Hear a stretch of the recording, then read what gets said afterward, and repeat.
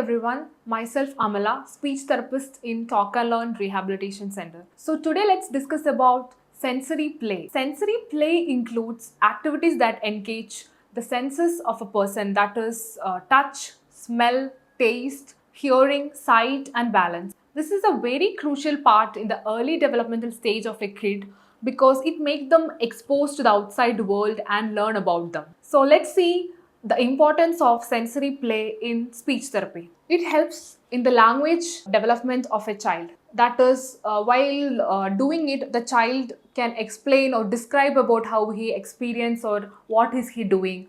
Sensory play also helps in improving social skills of the child, that is into a conversational level or in turn taking skills. It can also help in the fine motor skills of the child. Sensory activities can also be very calming and relaxing activities for the child. It also improves the cognitive growth of the child.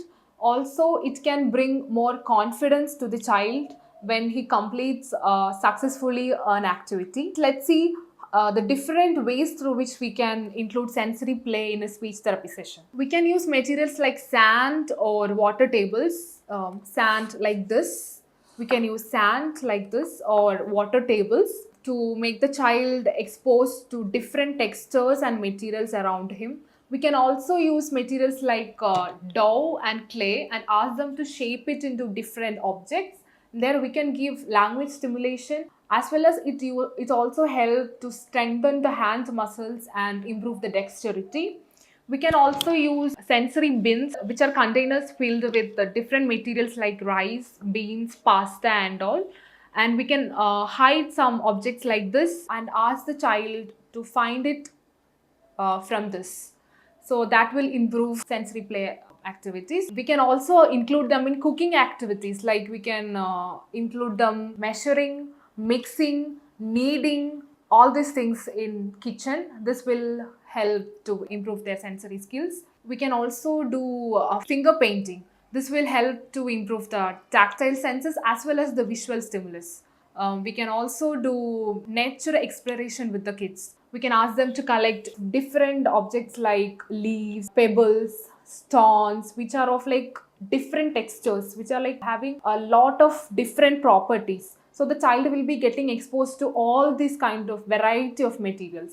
We can also make the child walk through sensory pathways, that is using a bubble wrap or different textured carpets. This will help the child to get that sensory feeling on his feet. So these are the some of the different ways through which we can include sensory play in speech therapy sessions. These are some of the reasons by which sensory play is very important for each and every kid, not only for typically an autistic kid or an ADHD kid. It's very important for all the kids. There will be some kids who will not touch every type of textures with their hand, but they might do it with their feet. But and also some kids who are not even visually accepting some food item, who don't accept some sound stimulus. So for all these things, sensory play is very important. So each parent should address their kids' sensory profile with a professional. Thank you.